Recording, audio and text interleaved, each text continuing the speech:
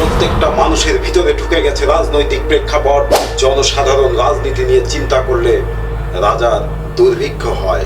এভাবেই যদি জনতার ভিতরে রাজনৈতিক রসাতল বাড়তে থাকে তাহলে আমার সিংহাসন নড়বড়ে হওয়ার সম্ভাবনা আছে। রাজস্বের টাকায় আমোদ ফুর্তি বন্ধ হয়ে যাবে। এটা হতে পারে না, হতে পারে না। এই কে আছিস? ইয়েস ডক্টর, আদেশ করুন। রাজ্যের সিংহাসনের দিকে কি তোর খেয়াল নেই? দেখছিস না আমাদের সিংহাসন নড়বড় করছে? তুই কি ভাবছিস সিংহাসনের জন্যে? ডক্টর, আমরা আমাদের সেনা দিয়ে সমস্ত বিরোধী দলকে মেরে ফেলি। না আসিফ নাজমুল, না। রাজ্য শূন্য হলে খাজনা দেবে কে? রাজস্ব আসবে কোত্থেকে?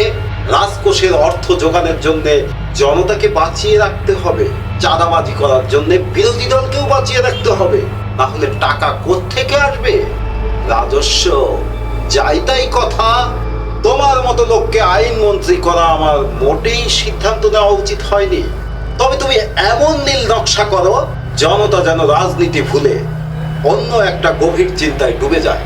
তাদের মাথা থেকে যেন রাজনীতি চিরতরে নিশ্চিহ্ন হয়ে যায়।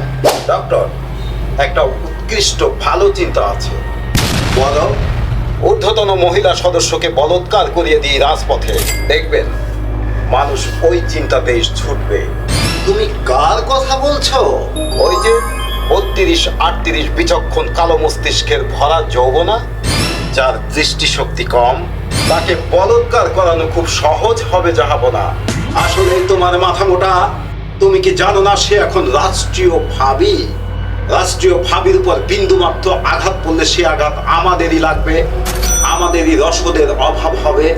তুমি অন্য চিন্তা করো। জাহাপনা, তবে আমরা সবচেয়ে বড় মাজার বিধ্বস্ত করে দিই। শত শত লোক মাজারের জন্য আকুতি করবে, শোক করবে। সকলের মস্তিষ্ক থেকে রাজনৈতিক আলোচনা মুছে যাবে, দারিদ্রতা নেমে আসবে এবং আমাদের রাজস্ব আদায়ে সুবিধা হবে। আরে চিন্তা নিশ্চিত বছর খানিক পেরিয়ে যাবে, আর ততদিনে অন্য একটা সুন্দর নীল নকশা তৈরি করে ফেলবো ডক্টর। না আসিফ, না না, এতে হিতের বিপরীত হবে। আমাদের মাঝে যে ছদ্ম টুপি বাহিনী আছে তারা বিতর্কিত হবে। তারা আমাদেরকে ত্যাগও করতে পারে। ফলে দলের হালকা হওয়ার সম্ভাবনা থেকে যাবে।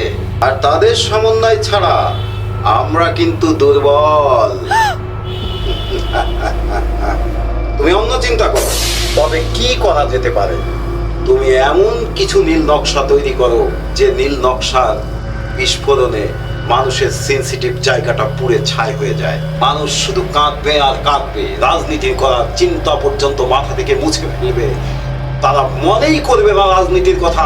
এমন একটি বিস্ফোরণ ঘটাও যে বিস্ফোরণে আমাদের কাজ বাড়বে, রাজ্যের অবৈধ কাটিং সাটিং এর সুযোগ সুবিধা তৈরি হবে। তুমি এমন কিছু নীল নকশা আমাকে দাও। ইউরেকা, ইউরেকা, পেয়েছি ডক্টর। তো জলদি বলো। শিশু হত্যা। শিশু হত্যা? হ্যাঁ, যেখানে শিশুদের সমাগম আমরা সেখানে বিস্ফোরণ ঘটাবো। তবে আন্তর্জাতিক তদন্তের জন্য সাবধান থাকতে হবে ডক্টর। সমস্যা হচ্ছে বিস্ফোরণ কিভাবে ঘটানো যায়। এখন ডক্টর আপনি চিন্তা করুন কিভাবে বিস্ফোরণ ঘটানো যাবে। হ্যাঁ, এতক্ষণে একটা ভালো কল্পনার দৃষ্টান্ত রেখেছ। কিন্তু বিস্ফোরণ কোনো গোলা বারুদ দিয়ে ঘটানো যাবে না। রাজ্যের অকেজো ধ্বজাভঙ্গ বিমান ক্রাশ করে দাও। আগুন জ্বেলে দাও শিশুদের উপর। কান্নার রোল বইয়ে দাও উদ্ভট নগরীর জনতার উপর। কাঁদতে কাঁদতে যেন জনতার মাথা থেকে সম্পূর্ণ রাজনীতি মুছে যায়। তারা শুধু কাঁদতেই থাকে। কিন্তু পাইলট, পাইলট কোথায় পাবো? যে পাইলটকে শহীদ হতে হবে। শহীদ হবার জন্য কেউ কি সিদ্ধান্ত দেবে?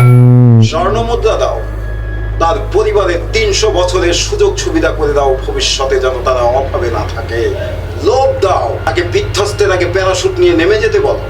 আমরা তাকে গোপন করে দেব। যথাজ্ঞা ডাক্তার।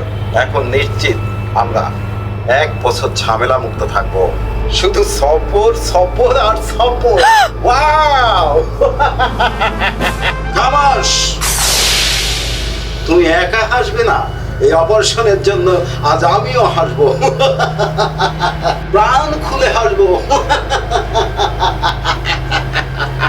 হ্যাঁ, আমার হাসি থামবে না, আমি সিংহাসন ছাড়বো না। আমি ডক্টর নমরুদ, ইয়াহুদীদের জামাতা। আমার কাছ থেকে সিংহাসন নেওয়া নয় এত সস্তা।